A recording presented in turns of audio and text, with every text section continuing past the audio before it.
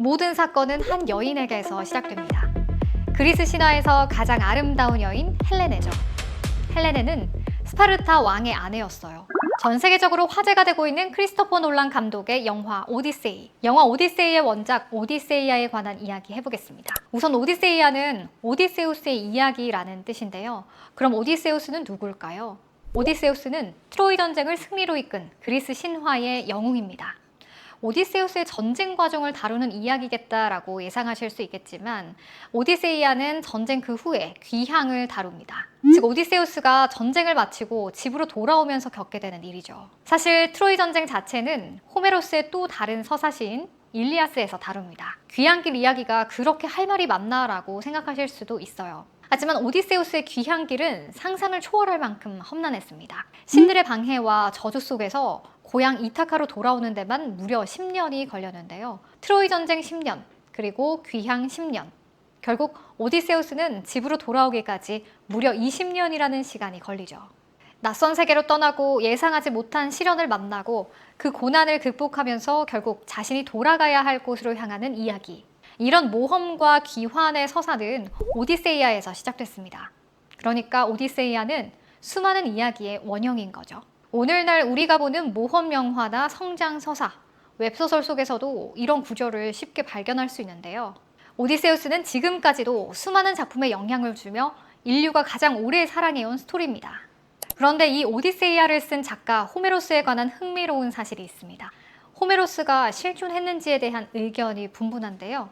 고대 그리스인들은 호메로스를 실제 인물로 믿었습니다.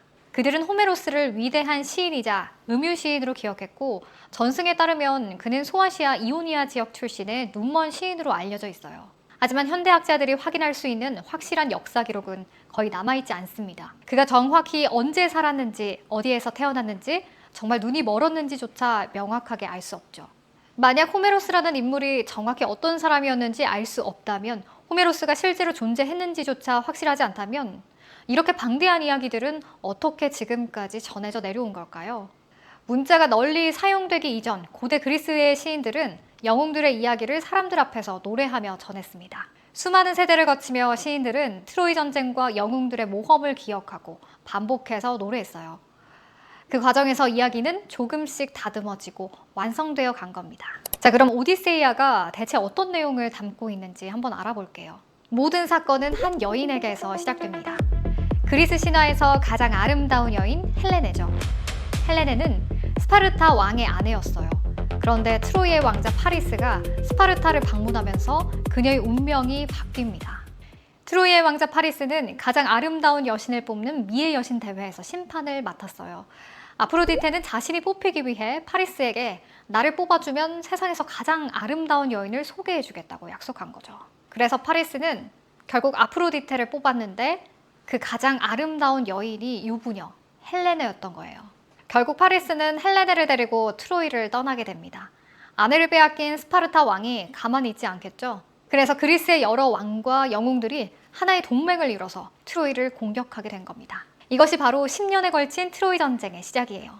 이 전쟁에는 그리스 최고의 영웅들이 참여합니다. 그중 뛰어난 지혜와 전략을 가진 이타카의 왕 오디세우스가 있습니다. 10년 동안 이어진 전쟁 끝에 오디세우스가 마지막 승리를 위해 한 가지 계략을 생각해냅니다. 바로 트로이 목마입니다. 거대한 목마 안에 병사들을 숨긴 뒤에 트로이 성 안으로 들어가는 것이었는데요. 트로이인들은 이것을 승리의 전리품이라 생각해 성 안으로 들였고 밤이 되자 목마 안에 그리스 병사들이 나와서 성문을 열면서 트로이는 그렇게 함락돼요. 그렇게 길었던 전쟁은 끝났습니다. 그런데 오디세우스의 진짜 고난은 이때부터 시작됩니다.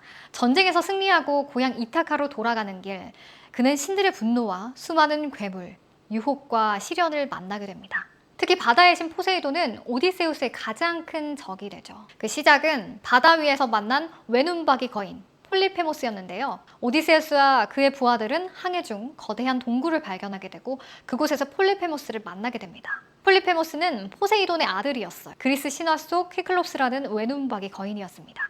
그는 오디세우스의 동료들을 잡아먹기 시작했고 오디세우스는 힘으로는 이길 수 없다는 걸 깨닫습니다. 그래서 꾀를 내요.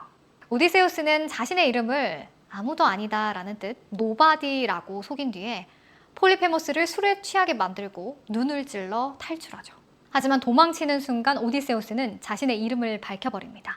이제 다 끝났다고 생각한 거죠. 근데 폴리페모스의 아버지가 바다의 신 포세이돈이잖아요. 아버지 포세이돈에게 오디세우스를 저주해달라고 기도를 하고요. 그 순간부터 오디세우스의 귀향길은 더욱 길어지게 됩니다.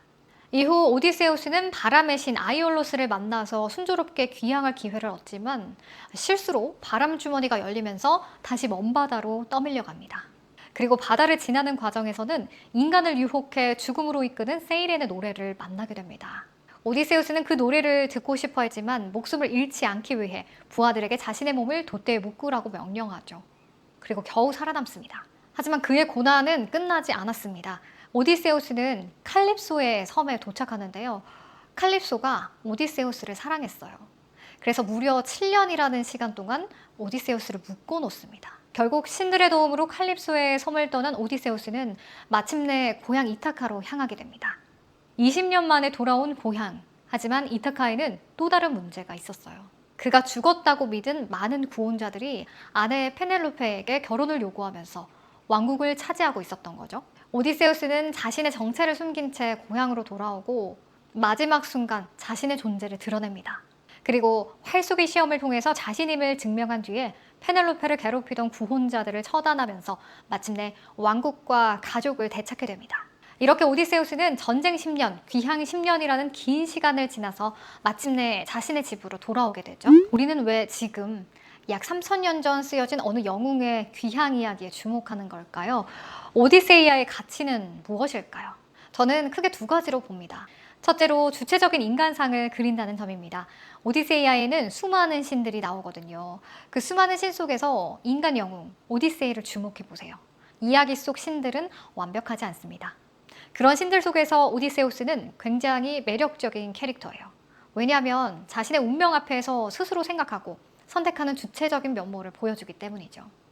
신들의 많은 시련 속에서 깊이 고뇌하고 복잡 단단한 선택 끝에 자신의 보금자리로 결국 돌아옵니다. 비록 오랜 시간이 걸렸지만요. 두 번째는 이 작품은 인간이라면 누구나 마주하게 되는 삶의 근본적인 질문을 던집니다. 복잡 단아한 인생 과정을 겪고 결국 우리는 어디로 돌아가야 하는가? 우리는 복잡 단아한 인생을 살아가면서 예상치 못한 고난과 상실을 경험합니다. 때로는 오디세우스처럼 내가 원하지 않았던 길 위에서 긴 시간을 보내기도 하죠. 하지만 중요한 건 시련이 없는 삶이 아니라 그 모든 시간을 지나 우리는 결국 무엇을 향해 돌아갈 것인가 하는 질문입니다. 오디세이아에서 오디세우스가 돌아간 곳은 이타카, 고향이었습니다. 저는 돌아가야 할 곳 자체에 방점을 찍고 싶은데요. 인생이라는 통로에서 많은 것들을 겪고 결국 나는 어디를 향해 가는가? 내가 향하는 보금자리는 어디인가? 라는 질문이죠. 수많은 유혹과 고난 속에서 우리가 끝까지 지켜야 할 건 무엇인지, 그리고 긴 방황 끝에 우리가 돌아가야 할 삶의 자리는 어딘지, 바로 이 인간의 근본적인 질문 때문에 오디세이아는 2800년이 지난 지금도 수많은 스토리의 원형이 되고 있다고 생각합니다.